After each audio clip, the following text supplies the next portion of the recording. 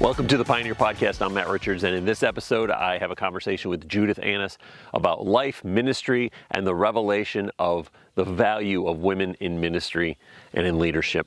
So sit back, enjoy the watch or the listen, and we'll see you on the other side. Well, Judith, thank you for joining us. It's good to have you. Could you kind of describe who you are and what your role is in your church, in your ministry area? Yeah, sure. Yes, Matt has just said, I'm Judith Anniss from Manchester, UK, and I co-lead a church with my husband. I'm also on the Pioneer network of UK churches leadership team as well, and with Richard we co-lead Pioneer North as well. So I'm a church leader, and I have been for the past 8 years. So that's who I am. And that's some of the things that I do. These are the things that I do as well outside of church leadership. So I do counselling as well. I'm a therapist, and I also do some work with a charity that helps men who are struggling with homelessness or at risk of homelessness. So I'm a chair of trustee for that charity as well. Very cool. Very cool. So how long have you been doing that? Working for the charity or church leadership? I'm sorry. Working for the charity. Charity. So the charity, because it's just recently become a charity, we were doing it as part of a ministry within the church. So that's been like about 10 years now.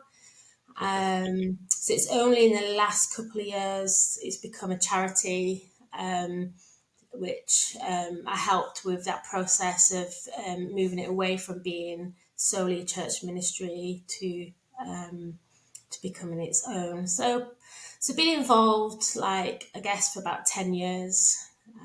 Okay.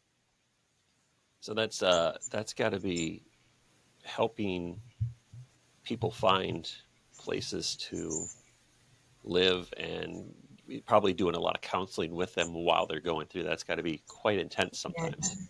Yeah. Because there's probably a lot of addiction and different things like that involved in it too. Yeah. There's a lot of addiction, and there's lots of things that they're struggling with.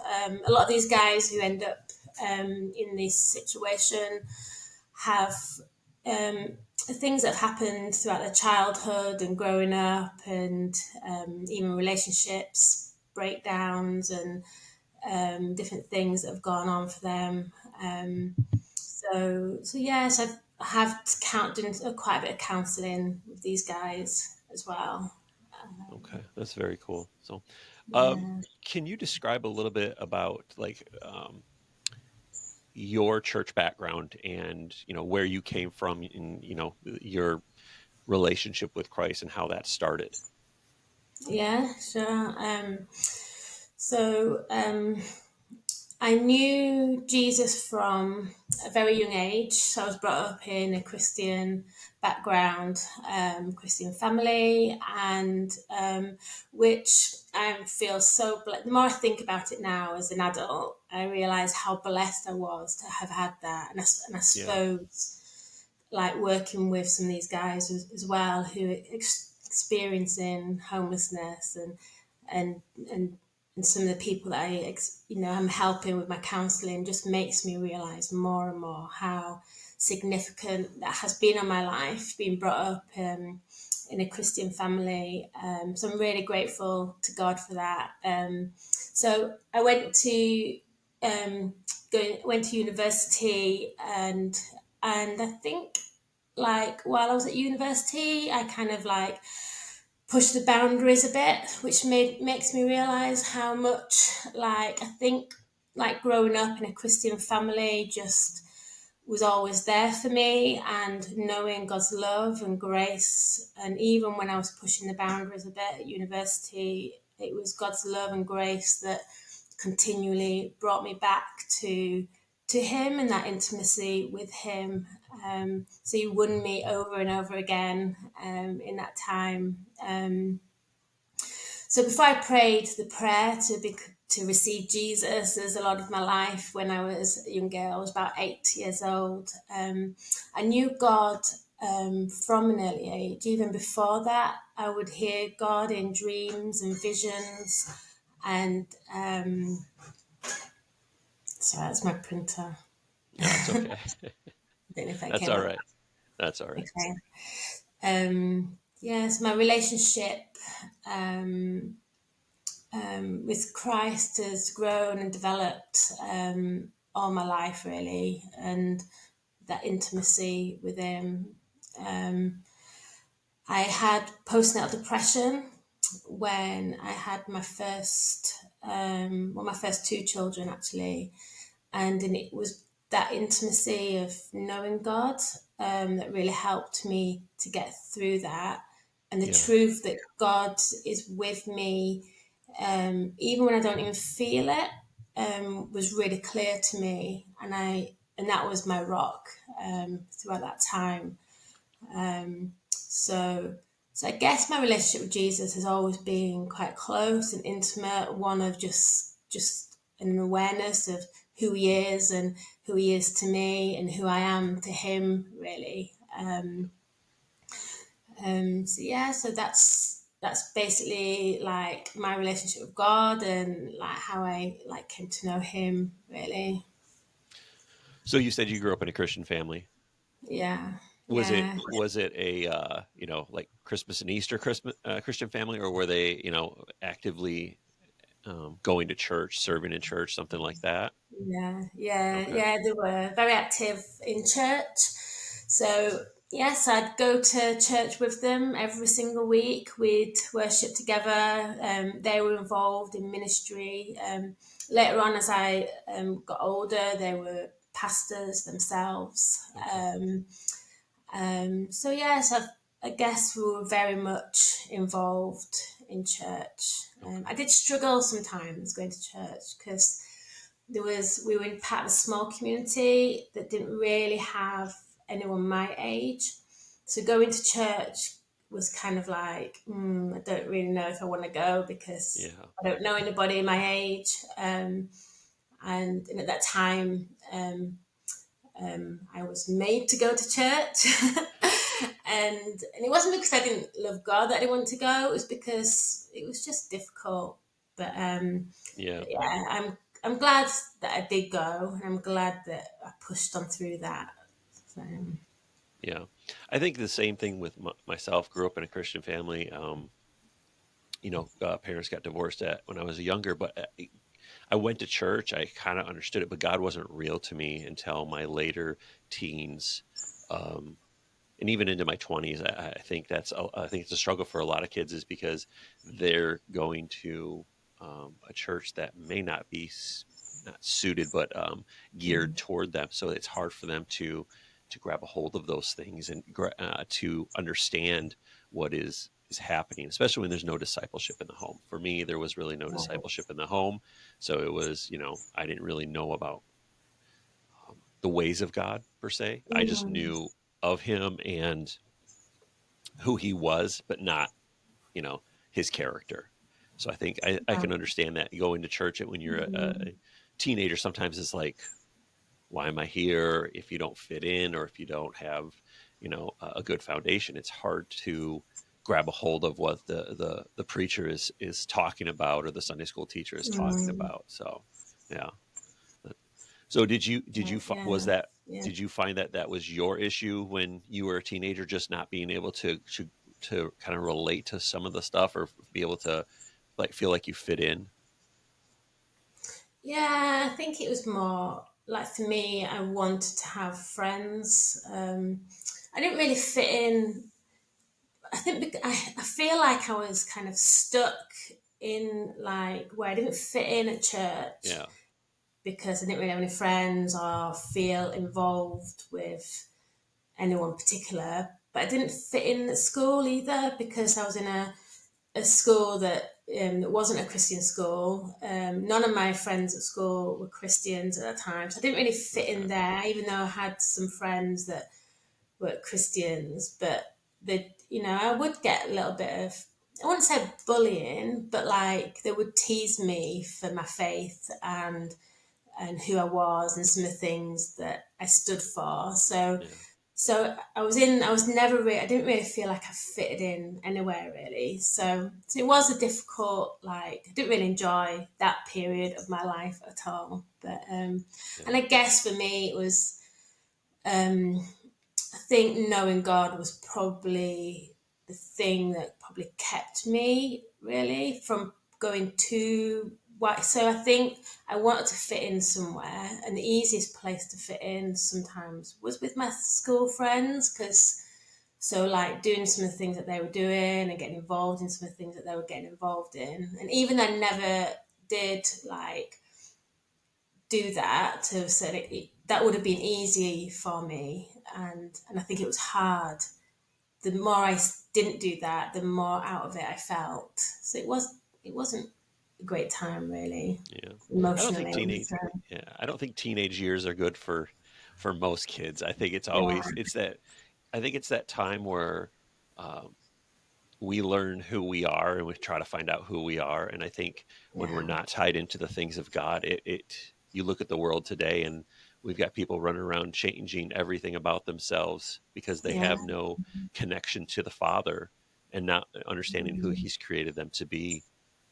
And so we've yeah, got a society that's changing everything about themselves in order to, feel like they belong. And, it's such a developmental time in our lives that when we're not connected to God and got connected to a good church family, I think we can really just tumble down a rabbit hole that is just so hard to come back from.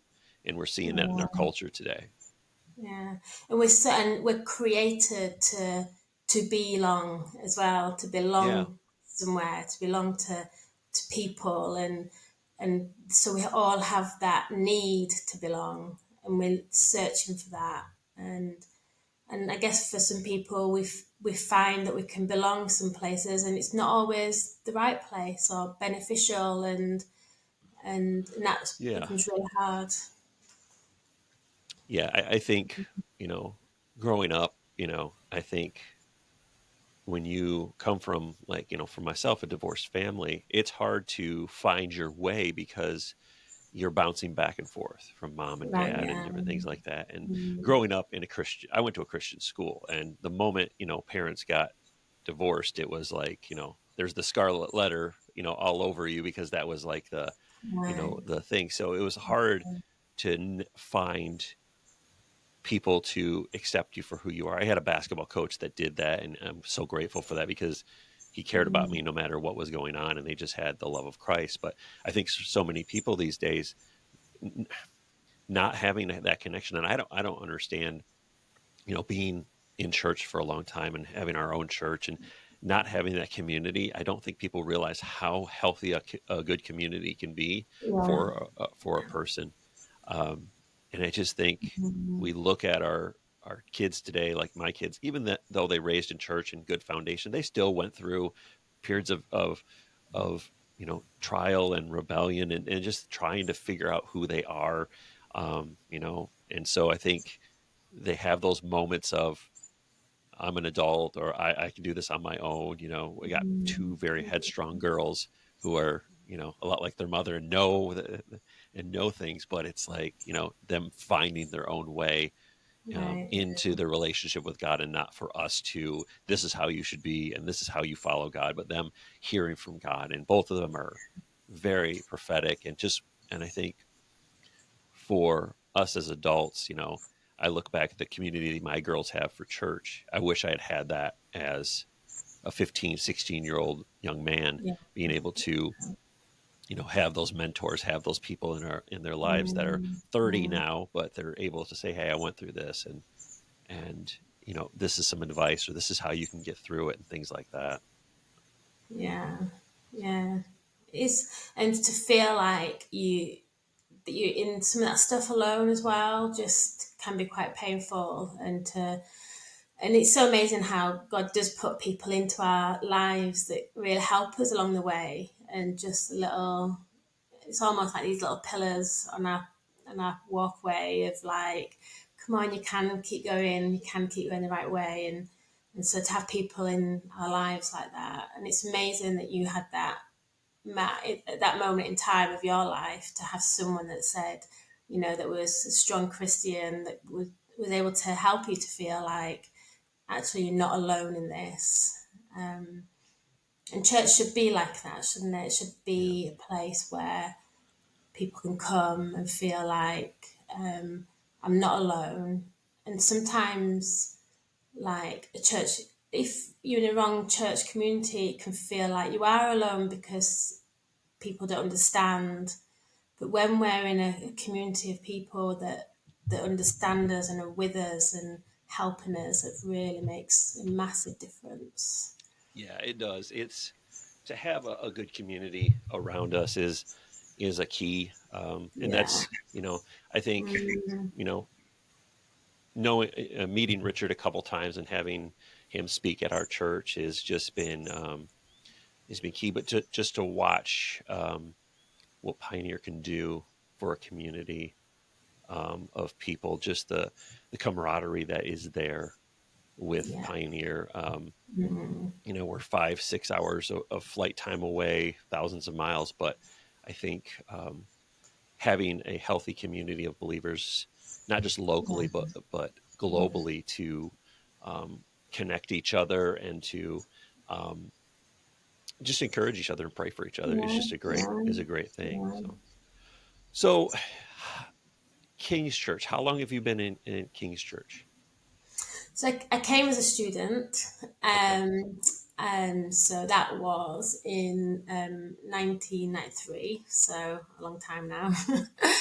um, I came as a student and I met Richard there.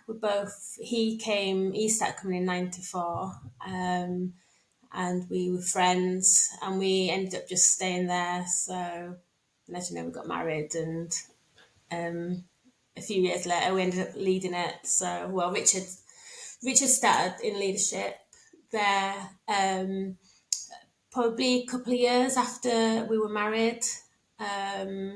We were both on a missional team in the south of Manchester, where we were reaching the local kids and community there, doing Mm-hmm. outreach and just living in that area. It was kind of like, well, it wasn't kind of, it was a council estate and is a council estate, that which is social housing and all of that, and it's a really rough area. A lot of people marginalised, poor, a lot of poverty there. So Rich and I lived there as part of a project to reach out to this community, love them, live there, be amongst them, that kind of thing. And Mm-hmm. so we were only doing that for like probably 18 months to a year after we got married, when we were invited to come in part of the leadership team in the church. So we moved. I wasn't part of that because at that time the church didn't really recognise women in leadership. So it was kind of like you get one leader and get one free kind of thing. So so it was very much like that. I was behind the scenes, not involved in church leadership whatsoever. There was no like women and leaders, no role models for me. So it wasn't anything even that I aspired to. I didn't even think that that was something I was ever going to enter into at all. So this was very much like Richard's path, coming down to church leadership, and I was going to just find my role in the things I did and the things I enjoyed doing, really. So we're very separate at that time in what we were doing. So my question to you is, what changed? What happened that your role as a woman in the church changed in the sphere of King's Church. Yeah, it was a really interesting journey I just never expected at all. But as we set out on this journey towards recognizing that actually women could be leaders, God was really speaking to me so significantly in that time. So we came out of a network, not for the women leadership issue. There was other reasons why we came out of this network, and it wasn't long after coming out of that network we started. I mean, I know for me personally, started feeling like, okay, there are some. I'm starting to feel like a little bit restricted. I did I went on a Bible college course, which was a year, when my youngest started school, so it gave me a bit more free time. So I did this Bible, and I was starting to ask questions of like, okay, like what is my role? And so I started to feel a little bit restricted, which I'd never Yeah. felt up until that time. And it was about the same time we'd come out of well, it was a little bit after that we came out of the network. So when we'd come out of the network, it was like, okay, so why would believe in the things that we believe? Why we're practicing the things that we're practicing? We were practicing head covering in our church. That was a practice. So if women wanted to pray in public or prophesy in public, they would cover their heads. We were also encouraged to like do that as well if we were doing that with on one as well.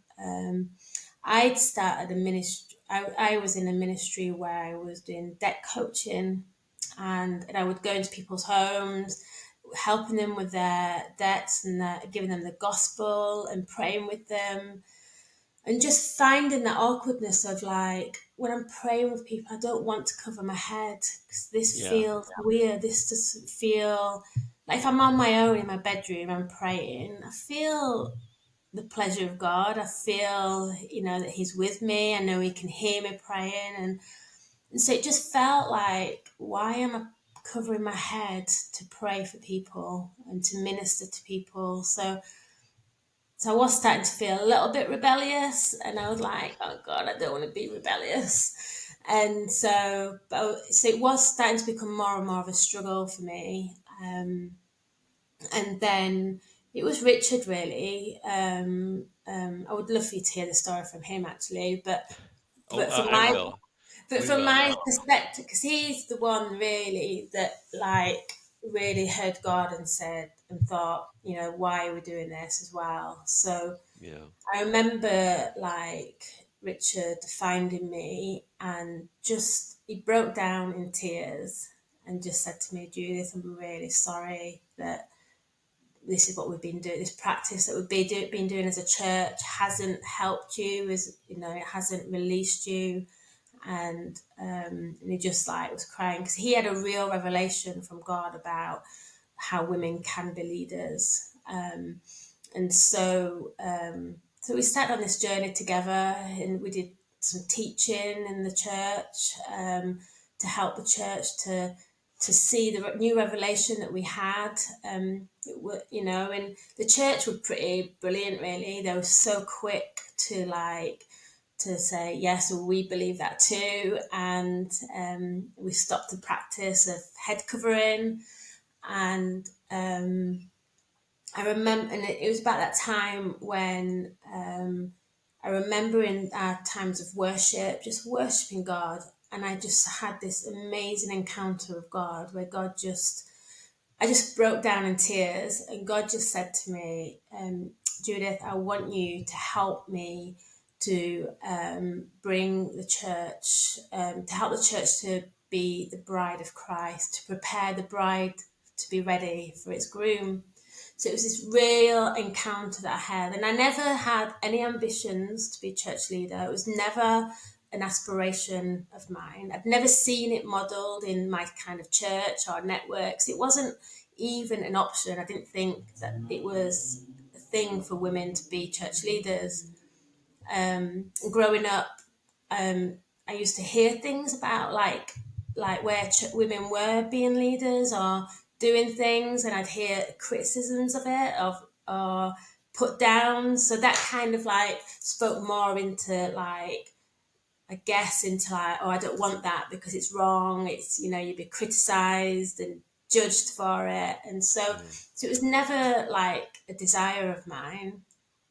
And then God really spoke to me, and I knew that God was saying to me, this is where I want you to be. And and at the time I was doing that coaching, Yeah. for a Christian organization. And so I started doing more and more in the church, more church leadership stuff, picking things up. And then it wasn't long after that, Richard and I decided that actually we should be co-leading. So we started co-leading together. So taking on more responsibilities and leadership roles. So yes, it was kind of a rocky journey in the sense of like me stepping out into areas that I just felt like this is really difficult. It's new. I've not seen it. I've not seen it modelled, and so yeah. So it was an interesting time, really. So for the when Richard came to you and said, he apologized and said, "This is what's been going on." What was going on in your head when he said that?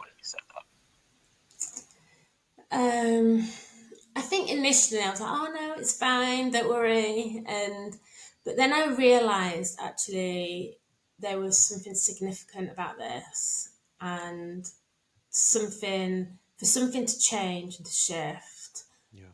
I needed to say to him that I forgive you, and yeah, and that I forgive you, because it wasn't like I was going through my marriage life, thinking he was restricting me, but I knew there was some spiritual significance for me and my journey in my faith, and who God created me to be. That I wasn't all that God created me to be. I wasn't fully functioning as a woman in leadership the way God had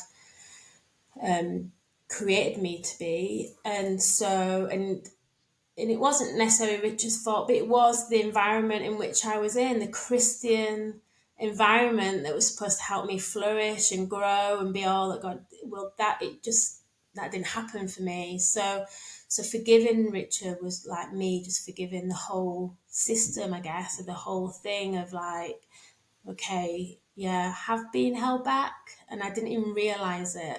And now I realize it. I could be pained by that. I could be injured by that. But I didn't want to be. I wanted to step into this freedom of like being all that God called me to be without bitterness or anger or rage. Yeah. But to step into that freedom. And like you said, you forgave him, and it was like forgiving the entire church or the whole movement. I'm no, knowing Richard enough, he probably wasn't an oppressive leader like, women sit down and, that mentality that women should remain completely silent in church. But knowing some of that church culture that you're talking about is, women can teach the children, they can teach the other women, but they should have no authority over any kind of a man, and they have no authority to teach a man, no wisdom to teach a man. That kind of mentality Mm-hmm, that mm-hmm. has kind of plagued the church, Yeah. and not your church, but churches as a whole has Mm-hmm, really, and I find some of the worst proponents or opponents of women in leadership are women themselves. mm-hmm. My wife, Yeah, yeah. we've co-led since day one. We just felt like this was the right way for us to go. But watching people get up in the middle of a message when she's speaking and walk out and, doing things like that. and these are women that are mad at her for being a leader, and not so Yeah. men will get up and walk out, but women are almost vicious to another Yeah. woman when they don't believe a woman should be in any kind of leadership. And I'm like, if they can teach our children till a young boy until he's age 18, and then she has no spiritual authority over him once he turns 18 and Yeah. becomes an adult, that's a ridiculous mindset Yeah. of, if she can teach her son when he's 18, she can teach her son when he's 21 or 22 or whatever. Mm. So I think it's, um, women relate different than men, but Mhm. they still have the inspiration of the Holy Spirit. They can Yeah. still bring the word of the Lord from the Holy Spirit. And I think, Mm. um, for years we've neglected to acknowledge Mm. that point, that women can, be led by the Holy Spirit just the way that men are. And you look in the New Testament, and you look at the people Paul is writing to, and you look at the judges in the Old Testament, and just Mm. these people. Mm. Um, but my wife and I were talking, and it seems like, um, the U.S. is really hard for women in leadership, um, because there are so few women in leadership. You have your women evangelists like Yeah. Joyce Meyer and Mm. Beth Yeah. Moore and Priscilla Schreier and different people like Mm. that. But for a woman in leadership, um, it's very rare to find that. And there's Yeah. almost Yeah. this idea that, if you do that, you're a progressive, um, non-Bible believing church and things like that. So I don't know what it is like in the UK, but here it's like, they think we're some, you know, Mm. far liberal leaning, um, church that doesn't believe the Bible and preaches whatever we want to preach and different things like that. But I was talking to my wife. I said, we're more doctrinally sound than most of the churches that are complaining about women in leadership. Yeah. We've Yeah. just we've just taken a role in, Mm. um, in promoting women in leadership. Some of the more open churches and liberal churches of Yeah. getting away Yeah. from biblical doctrine have done that, but we're doing it in a godly way, but also sticking to, sound doctrine when we do this. Mm. And so I think a lot of Mm. people struggle accepting that. And for the U.S., Mm. there's few and far between. I think my wife has two other people she knows in the U.S. that lead a church, Right. that she Yeah. has conversations with. So, Yeah. in the UK, it's become more prominent, and there's a lot of women leading. You got Ness, and you've Yeah. got Linda, Yeah. and you know women that are leading in an apostolic role for their church.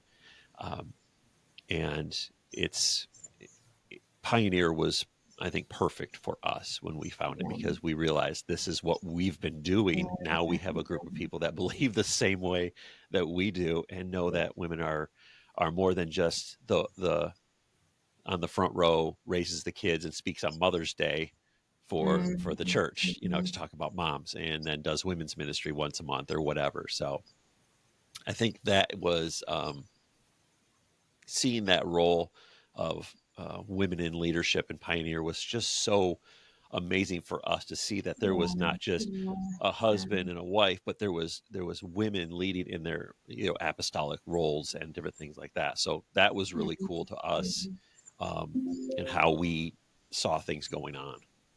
Yeah. So with your role in Mm. leadership, have you found resistance to that? Um, I don't. I wonder if I've come into leadership at such a time when it is becoming more of a revelation for people. I've not found resistance in terms of like my role in the church. Yeah. And I think the only thing that probably I find difficult is I end up finding myself at the moment still and increasingly less in situations where I'm the only woman. So if I'm in a room full of church leaders, I'm the only woman there, and which I found quite intimidating to start with Yeah. because it was, I didn't enjoy that. You feel so isolated, feel so alone. So another situation of me not fitting in and wanting to fit into something, and so finding myself being stretched like so much, feeling at times that like I was out of my depth, Yeah. overwhelmed. So I think yeah, probably the resistance was probably me, really, my own sort of thoughts and like, should I Breaking be through that, here? breaking Yeah, through that yeah, glass ceiling of who absolutely. It you was, are. I didn't have like like the role models to or the people in the room that are more experienced than me that I could like just really lean into and help me to how to fit into this kind of environment, really. And it was pioneer, really, that was probably the biggest saving grace in that time for me, because seeing, like you say, women leading, the role models there, first time I'd ever seen like women leading as if they'd been doing this all their lives. Yeah. It was just remarkable for me. And so when we decided to join the Pioneer Network, before that we went to an annual leaders conference, and so there was a lot of women at that time was leading and preaching and all kinds of things going on, and it was just a real eye-opener and it just so refreshing. I felt so refreshed, so like, okay, this is how it's done when you've not all your life been told women can't be leaders. Yeah. And so I was so encouraged by that. And so yeah, and just really appreciate Ness and Linda, just like who they are and the way that they lead. They lead in such a lovely, gracious way that Yeah. you'd want, there's something about like the way women lead is different to how men lead. And and I think that the church has suffered because over the years because we've not had both kinds of leadership there. And Yeah. so yeah, so that, yeah, so I think pushing through that glass ceiling and being part of pioneers probably really helped with that for me, really. Yeah. I mean, if you look at men and women, men tend to be more authoritative when they lead, and women tend to be more gracious when they Yeah, lead. yeah. You And look at, also it's interesting you say that as well, because like I think when I've some of the criticisms I've had well, growing up, when a woman would lead, the criticism that they would have, oh, they're just being like a man, oh, they're being all authoritarian, oh, they're just like, look at them, they can't, you know what I mean? It's like, but it's almost like I think for some women they almost had to be like that to find their place. So, I mean, maybe some women are like that naturally, but I wonder if a lot of women who are trying to assert themselves as leaders have to force themselves to be like a man. So it was lovely seeing women leading as women and in themselves and seeing that flow from them, really. yeah, I think you're right, because talking with my wife, um, like she grew up Catholic. And she told the local bishop when she was like 12 years old, she's like, I'm going to have your job one day and I'll be preaching. And her mom, she said she got whooped when she got home. So, because good Catholics don't talk back to the bishop. And, but my wife said, trying to, I mean, we started our ministry in '06 as an outreach for youth in our garage. We just had a big garage slash pole building that we just reached out to kids. So I was working full time. She had a young, you know, 6 month old baby and our 3 year old daughter. But, and she was like, I'm like, you're going to have to do this. God's called us to do this, but I'm working full time and you're going to do that. So she started leading, um, from a very young age. She was 22, doing, the outreach and everything like that. And Mhm. I would come after I got out of work and then we would do things together. But she preached for the first year and a half of doing that most of the time. Um, but she said there's always this kind of a stigma that you're trying to be, because you're a woman, you're trying to take over the man's role, trying to be be a man. And I'm like, because she's a strong woman, she has a Mhm. gift and a calling for preaching Yeah. and different things like that. That doesn't make her a desire to have a man's role. It's Yeah. just God's called women to do that. If you look at Yeah. Scripture, she's actually just living out what God has called her to do. But she recently went to a pro-life meeting of pastors, and she was the only woman there. Right. And they just a lot of them kind of looked at her like, "What are you doing here?" They called the organization called us and said, "Can we talk to the pastor?" And my wife's like, "Well, you're talking to him.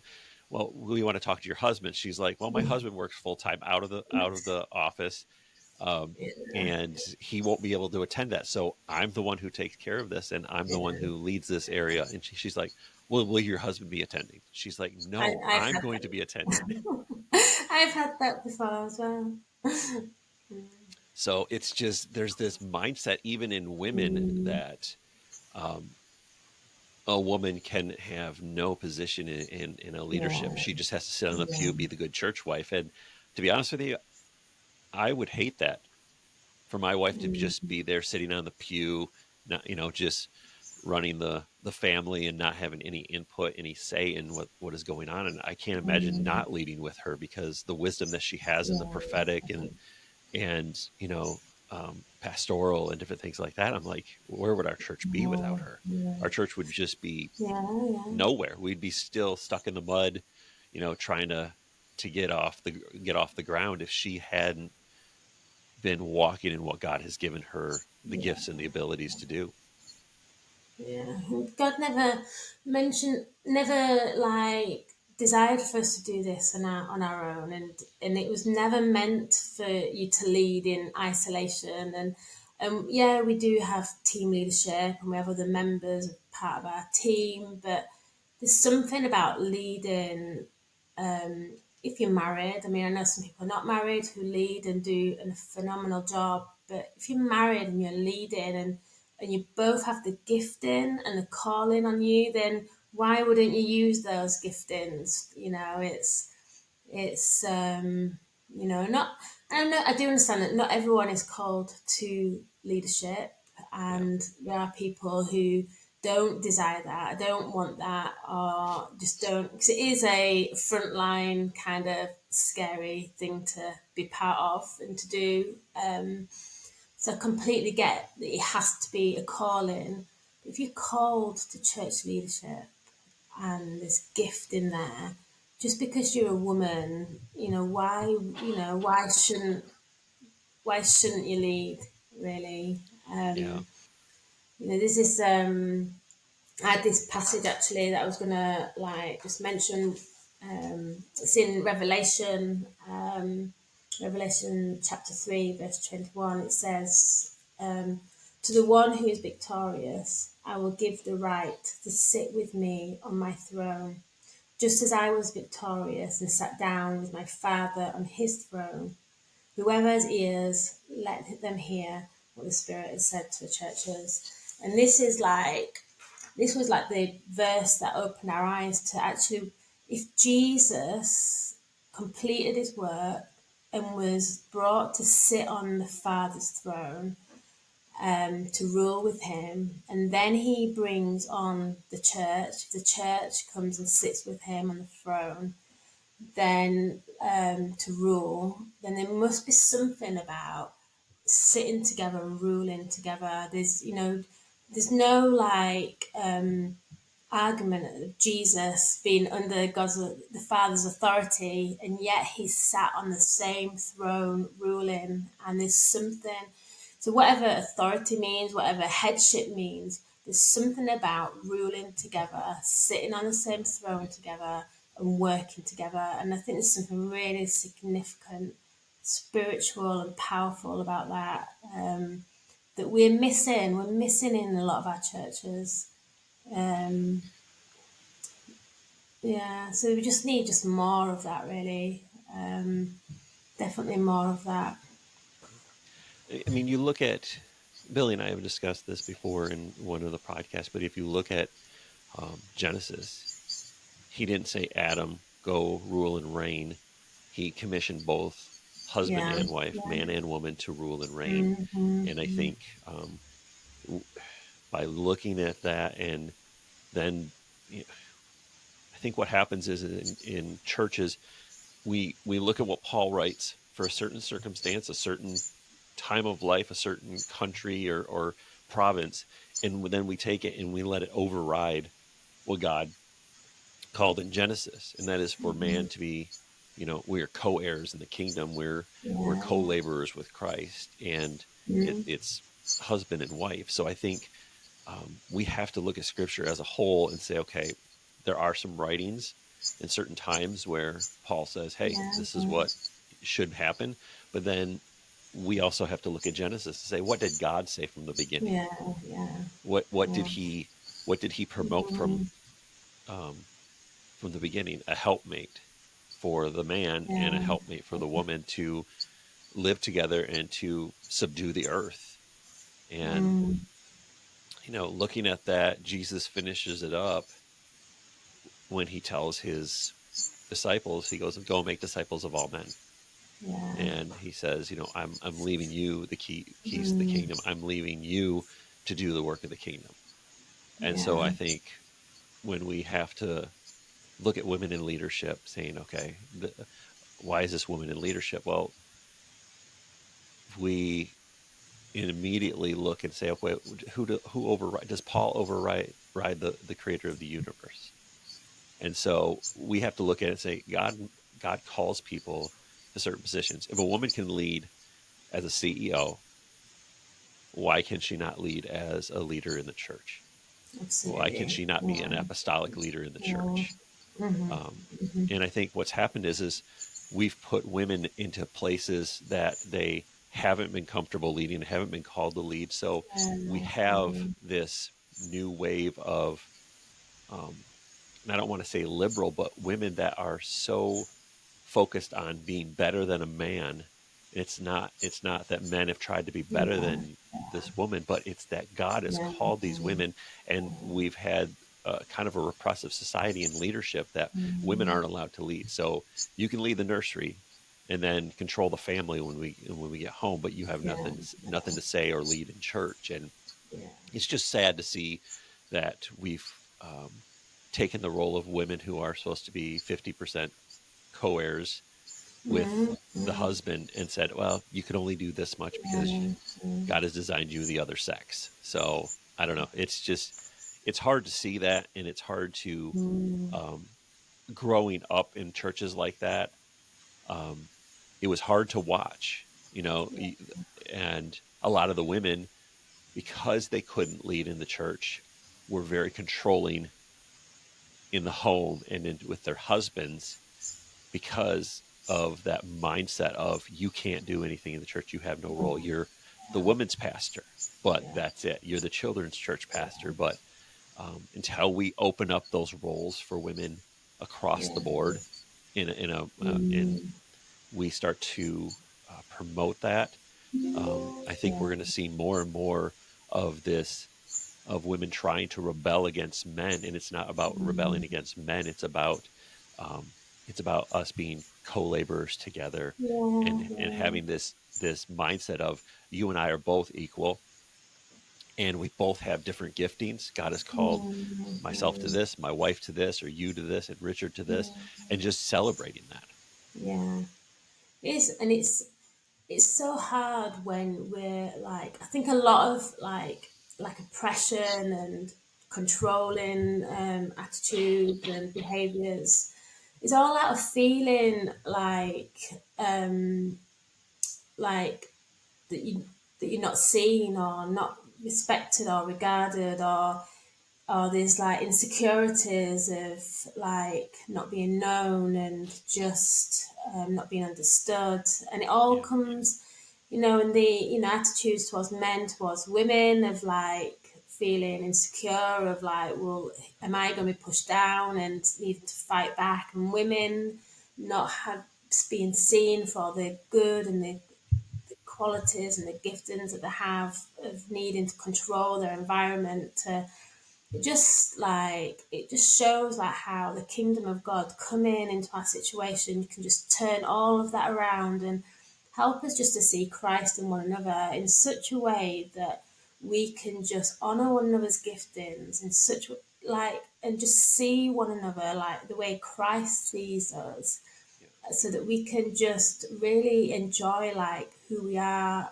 with one another. And there's something freeing about that, of like, of not trying to prove yourself, not try and be something to try and show that you're good at things, or but being able to just to be yourself with other people that receive you and love you and just want you to be all that you can be. And we need to be that with one another. Men need to be that with women. Women need to be that with men. Women need to be that like that with women, and men like that with men. Of just being like, this isn't about. Um, this is not about like me looking good. This is not about me being better than anybody else or proving myself. This is about the giftings of God in me and being able to display something of Christ Jesus that will just set people free from the chains that the enemy puts on us all the time, constantly, with negative words, negative things, things that we say to ourselves. And we need to be those that take that off people and say, you know, you can be who God's called you to be. Let me help you with that. What do you need for me to support you with that? And it's just a real challenge. It's a real challenge, because we're brought up in such a way where we do feel like hurt and battered and bruised and insecure, and we have to protect ourselves in some way, and we just need to find ways of breaking through that, so that we're achieving the plans and purposes of God together as a community, as you know, yeah, just as a community. I feel so passionate about what the community of God looks like, and how we as a community fulfill that in our day, really, I suppose, in our own cultures and societies. And it's everybody being all that God's called them to be and receiving one another in that way. Um, yeah. That's really good. I like that. I think, like you said, receiving one another, uh, until we actually receive the gifts that God has placed Yeah. inside of women and men and whoever they are, uh, we're really not accepting them for who God has created them to be until we start to receive those gifts. You know, whether it's they have a gift of counsel or they have a gift of just you know, loving people. We have to start to look at people for their giftings and not of whether they're created a man and a woman, whether they're a Absolutely. leader, non-leader. There's so many people out there that do things better than me, but Yeah. they don't lead, and it doesn't mean that they're not as qualified. Doesn't mean that they're not better at something than me. And it's like we've got people in our church that are better at, you know, pastoral than me. I'm not very pastoral. My wife is highly pastoral, and there's other people that are, and they're so good at it, And we and can I'm feel not. insecure. And we can feel insecure when we see people that are better than me. Yeah, And yeah, that's, and it's hard, but actually that's something to celebrate when we exactly. see. It's like changing our mindset of like not being insecure about that, but celebrating that God has given us gifts amongst us that are amazing. And Yeah, um, it is a change of mindset.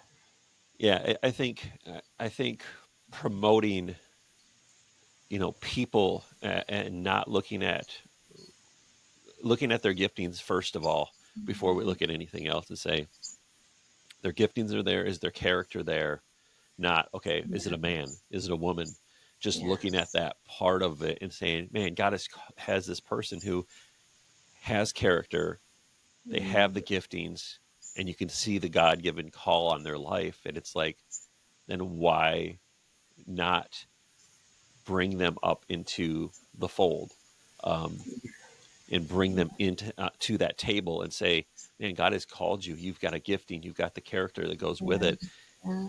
you know, help push that person into that role of leading and serving well. And um, like with the fivefold gifts, we've got the fivefold gifts, and too many times we look at them um, as things that we should honor, and we Mm, need to honor them, but they're more of a gift to us than we should be a yeah, gift to yeah, them.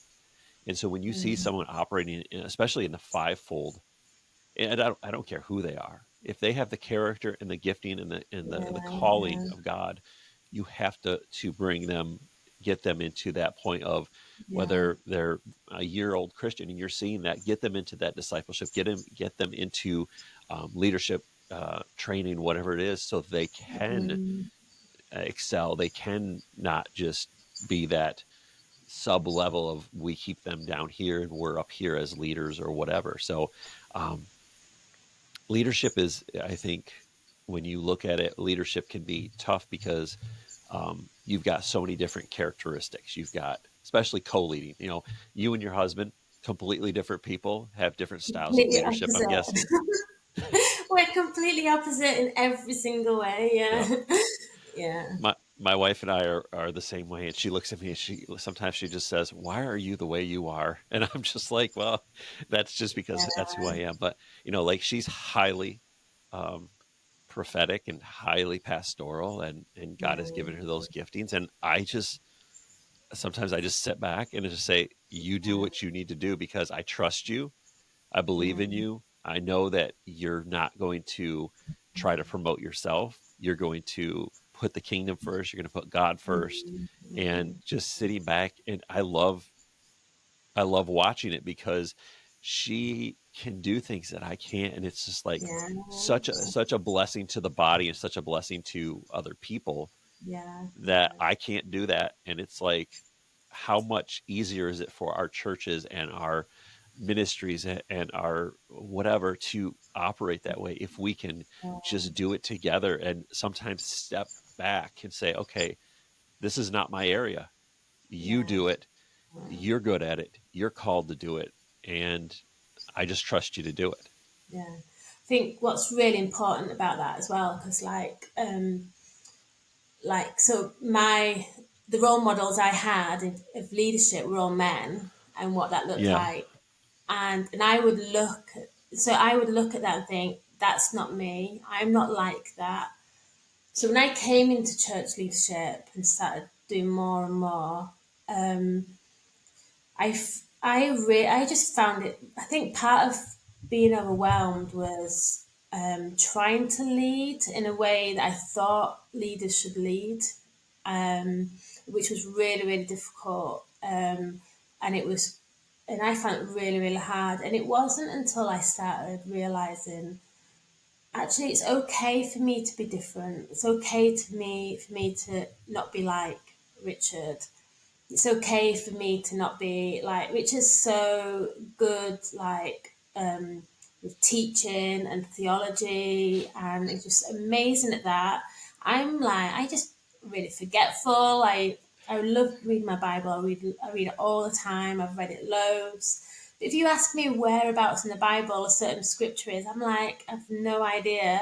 I can ask Richard, and he's like, oh yeah, it's this, this, and this, and it's like my own like concordance with Richard, and so I'm just, the way I think, the way I am is completely different to It Richard. is. Yeah. My But wife like is I think, is Go yeah, ahead. but like I feel like what I've learned over the years is that actually what the church needs is for me to be me.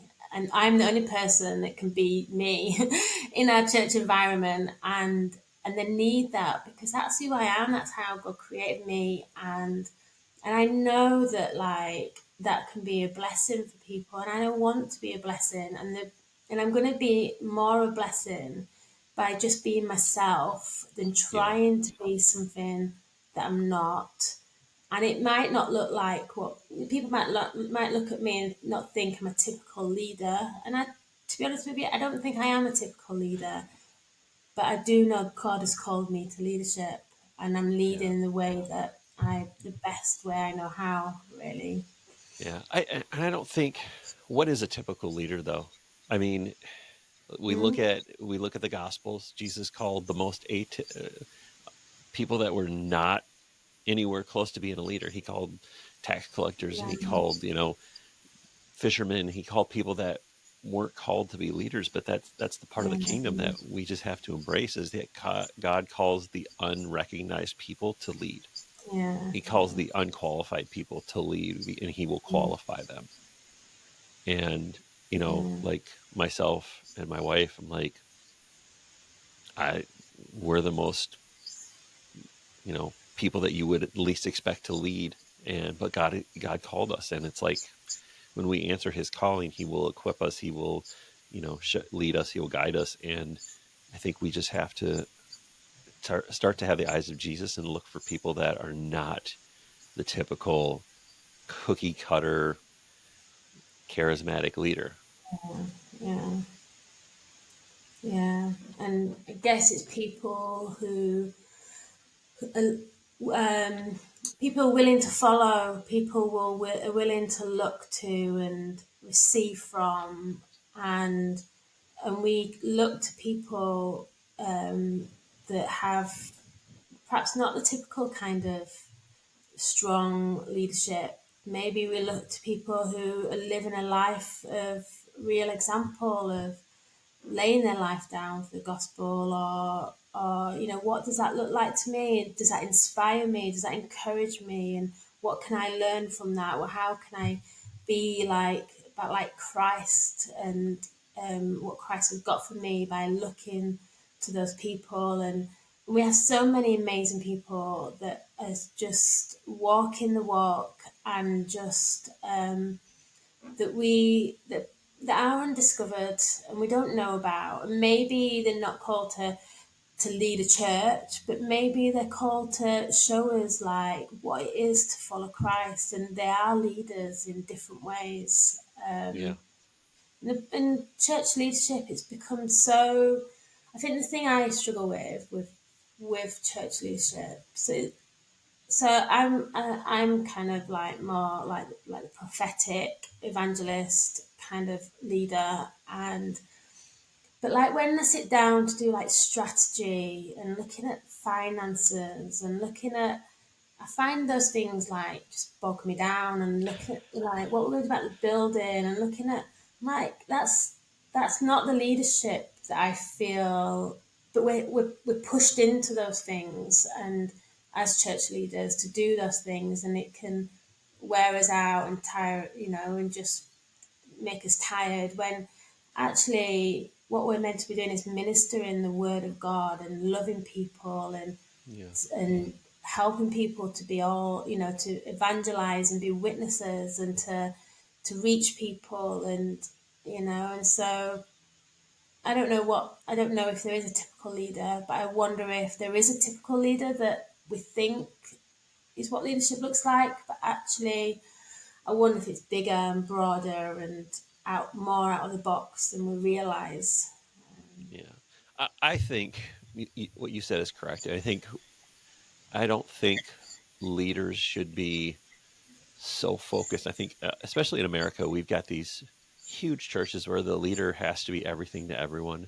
They have to have the complete vision. They have to have the new building campaign. They have to have all this stuff, and they burn out, and Yeah, yeah, they fall, they fail, whatever. And it's so hard to watch because of all the damage in the wake of things.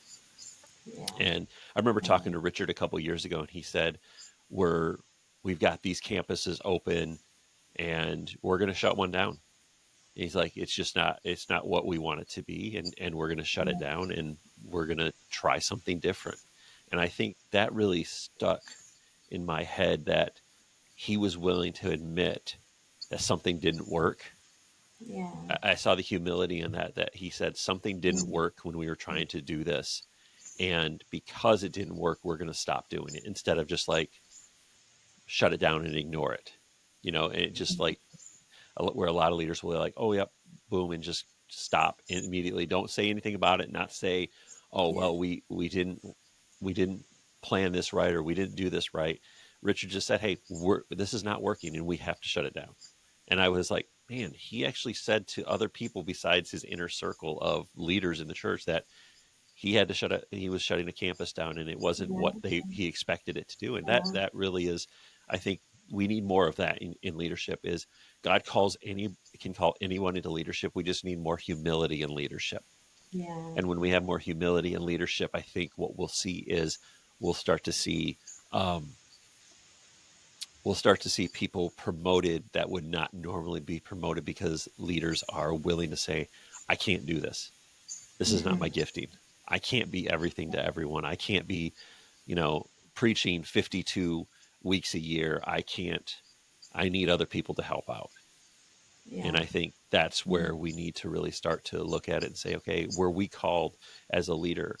I can't imagine trying to prepare 52 sermons a year and trying to do this. And it's Yeah. why we share the load of preaching at our church, because my wife can preach and I can preach. And it's like, it allows us to spend that time with the Holy Spirit, not having to be every week trying to come up with a 4-part series, and do that. So I think just having the ability to say, and having the humility to say, I can't do this. I need someone else to lead in this area because my giftings aren't for that. I think that's a huge key for leadership as a whole. Yeah, definitely. Definitely. And I guess we do, because we do have teams of leads. We have different communities, like you just mentioned, and we try to have team leadership even in the communities for that reason. Yeah. And but but I do feel like we still, I don't know how we do. I don't know how churches can have people in the church who absolutely love doing, like, say, some of that, like, I don't know, finance and building stuff and structural stuff. And we do have operations managers and things like that, and but then it overlaps into the spiritual side of things, and it's like, how do we, like, make that work and Yeah. stay in our gifting, not step out of our gifting where it does burn us out, where it does tire us. And I don't know, like, how we do that really. Only to have more money in the church where we can attract spiritual gifted leaders who feel called to that. But I don't know. Um, all I know is that, yeah, I think it's just a difficult thing that we're just going to keep having to battle on through, and making sure as well, because I think what's really important for leaders, especially, whether you're male or female, is having those breaks, and just taking time just to rest and recover. And that's really important. I feel it's really important for Yeah. leaders, especially when you're doing things outside of your gifting, outside of what comes naturally. You need to just step back and just have a break and just take time out, really. Yeah. That's good. Yeah. Rest is a huge part of it. I mean, we look at the Bible, Yeah, and God had his leaders rest. He had yeah, those times where they just took that time away. Moses had to take that time away. Joshua, mm, they had those moments where they just needed to get away. Jesus took that time. He had yeah, to spend that time away with the Father. And I think in leadership, we're going to be doing natural and supernatural things. mm, We yeah, in order to be recharged to do the natural, I think we have to spend time in the mm, supernatural with the Father, with the Holy Spirit, and allow them to minister to us so we can go back in and do those, organizing the meetings and yeah, staffing and different things like that. But I think just spending that time with God, letting the Holy Spirit minister to us, getting away from it for a day, a week, whatever it takes, will allow us to be able to just come in and say, okay, now I've got supernatural wisdom. I've got the download that I need for that. Or, hey, let's have a meeting about this. I think that allows us to um, lead well and not have to worry about the burnout, the failures, the different things like that. mm,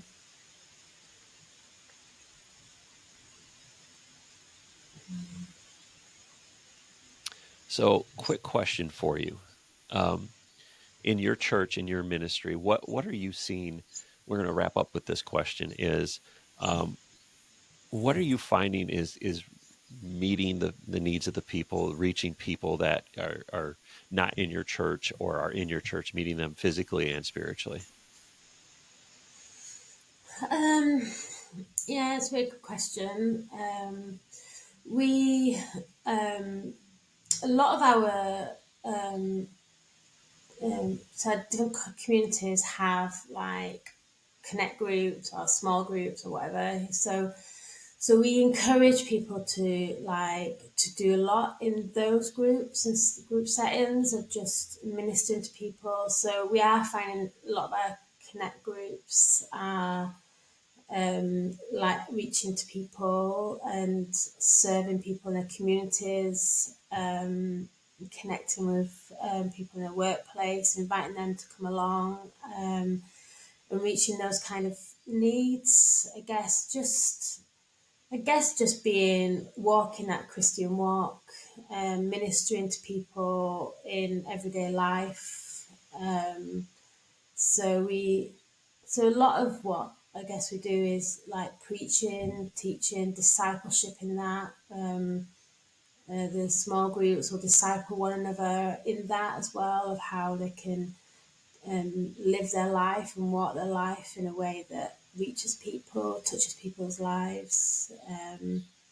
We pray for one another, and we really reach out for really reaching out to God for more of healing as well amongst us. We have seen healing, we've seen people healed. We believe that, like most churches believe, that they, should be a centre of healing. We really believe that's a specific word of over us, the church, to be a centre of healing. And so praying for one another for healing, so that as we grow in that, as we touch people's lives in that, that people will want more of that, to be praying for people outside for healing. I've seen people healed on the streets. I've prayed for people. I've visited my neighbours and prayed with them, and touched them. So I guess for us, it's more like a daily walk, really, of how we do that. We don't, since the pandemic, we've not really got any like major kind of outreach programs like we had in the past. We used to do quite a lot. We used to open our doors to people on the streets and welcome them in and like spoil them and treat them and those kind of things. We do have ministries towards mums with small kids, and with the current climate as well, we've opened up another room in our building and we call it the Warm Room, which is a initiative that's going on throughout the UK. With people not being able to afford to have the heating on in the day if they're at home. So we're saying to people, we've got a room that we're keeping heated, there's drinks in there, there's some music on, there's Wi-Fi, come and be warm, meet people if you want, do some work there if you want, come and have your lunch there if you want, and that's open in the daytime. So that's open to the community, round about the building, and different church members as well to come along to that. Yeah, that's very cool. So, is it basically open 24 hours a day, or is it just certain hours of the Yeah, day? it's just in office hours. So Okay. while the office is open, if people are during the day at home, or they want to, they're working from home, but the driver come and work there rather than work from home, then they Yeah. can do Okay. Very something. cool. Very cool. Just opportunities to reach them with the gospel, or just give them Yeah, some place to go instead of, like you said, yeah, staying warm, staying off the street, staying in a place that's safe. Also, yeah, yeah. yeah, that is very cool. Judith, thank you so much. I really appreciate it. It was good Thank chatting you. with you. Thank you. Can I So, just mention one thing before we go? yes. I would love to just just about just I know I've talked about how like Pioneer has been such an amazing like part of my life and my role as a woman in leadership. And one of the things that really benefited me is going to the annual Women's Leaders Conference, which I just would love to mention here because, like, it is an opportunity for women who are in leadership to be amongst other women in leadership. And it is a real encouragement. I read, we had one just recently in January, and I've read some of the feedback from that, and some of the stuff that the women were saying. It is such an amazing opportunity to be with women who understand, who encourage, who inspire. I know one of the things that we were saying earlier was about how some of the difficulties and challenges that we can face as other women. And the Women's Conference is such an amazing environment where you're discovering that women can be some of the most supportive and encouraging, prophetic people that can have a real impact into our lives. And so just we have the Women's Leaders Conference, it's every year. So next year, I think it's going to be in April, which is worth anyone that wants to come to that to think about whether they can make that. And it's online as well as in person. So no matter where you are, you can get involved and be part of it. That's good. Yeah, I know. My wife was going to tune in this year, but she had some things going on. We're actually in the middle of um, next month is she's doing a women's conference. So Yeah, she's brilliant. been Yeah. planning that out, and we've been running around like, yeah, we've just been running around trying to get everything done for it and get everything set for it. So yeah, um, Yeah. I know she was interested in it, but just kind of blew by when she realized it Yeah. was already going on. So, but yeah, I think that is true.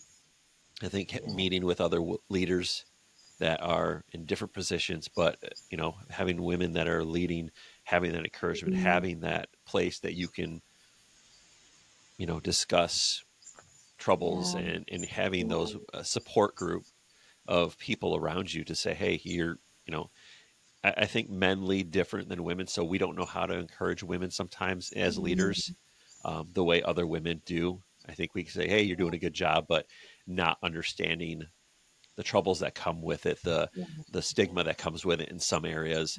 I don't think we can really feed into them and support them the way that other women leaders can. I think we can learn how to do it, but I think having that group of women around you is key Yeah. to becoming a better leader Yeah. and And it having can that be a support. it can be a lifeline for a lot of women in Yeah, leadership. And if you're not yeah, in the right environment, you might think, well, maybe it's not for me. Maybe I'm just not doing the thing that I should be doing, or it's too difficult. And you can go to one of these conferences and you can realize, actually, this is for me. This is the calling of God on my life, and I'm not going to give up, and I'm going to yeah, keep on going. And so we need that. And so, we need women who are have got loads of experience in leading as a woman to be part of yeah, that, to be an encouragement to those who are, behind them in years and experience. And it is such an amazing opportunity. yeah. So I hope it works well with what your wife is planning, and that it will be an amazing time. Yeah, Um, I think it will. I think it's we just, you know, God has called us to um, something a little bit different than most people are. mm, But I think, like just from starting this conference, um, you know, reached out to one of the people she knows that's a woman that leads a church, and this woman is in another network, and we were telling her about Pioneers. She's like, "What?" She's like, "You?" She goes, "I need to know more information about this." So I mean, we literally have another church that's brilliant. interested in Yeah, getting into Pioneer because they see the value of the distinctive of women in leadership and yeah, knowing that she's going to be supported and she's going to have people that are, like you said, doing it 20 yeah, years yeah, ahead of her or 10 years ahead of her that can just give her wisdom, give her support, give her that pat on the back when she needs it and say, hey, you're doing a good job. And I think yeah, I think as believers and as a husband and men, I think we need to come alongside the women that are in our lives, whether they're leading or not, and just say, you're doing a good job. Whether you're leading the church or leading in the home, you're doing a good job. I think we need to give more praise to the leader. They're leading in some area, whether it's in the church or not, and just say, hey, I believe in you. And I think as men start to promote this, I mean, women can promote it and say we need women in leadership, yes. But until men start really stepping up alongside them and stepping before them and saying, hey, we believe in this, we need to do this, I don't think we're going to see change until the men start to take the active role and say, we believe in this, not just women, we believe in this. Yeah, and there's a lot of women that will step into that by say really confident, and they just know who. I mean, like your wife, just knowing from such a young age, this is who she is. I think that's brilliant. And but there's probably some women that just need that need a space created for them to step into, where they can expand their wings, or maybe they don't realize they've got wings, and unless they've got space created for them, they'll never realize. And so it's, I think, like just being aware of that. There's, a woman's not going to lead if she feels like, well, there's no space here for me. Yeah, that is true. That is very true. And I think having that space, like my wife says, making that space at the table and having that chair for them to pull up and sit down at the table and say, you have the same value as men and you have the same value as another woman leader. We start to learn to value those people and learn to value the co-heir and the co-reign in the kingdom. I think that's when we'll start to see a huge change in churches. So that was good. Thank you, Judith. I appreciate it. Thank you so much for coming on the podcast. It was good to have you. Good chatting with you. Thanks for having me. A lot of wisdom. I think it's going to be great. I think there's a lot of wisdom that we've been talking about, and that some things you've said that are just, I think, are going to be key to help raise up the next generation of 20-something-year-old leaders that are women going to start being apostolic leaders and prophetic leaders and planning churches and doing those things. So thank you so much again. I appreciate you coming on the show. Thank you very much. Thank you so much. Hey, thanks for joining us for this episode of the Pioneer Podcast. We hope you enjoyed it. And until next time, God bless.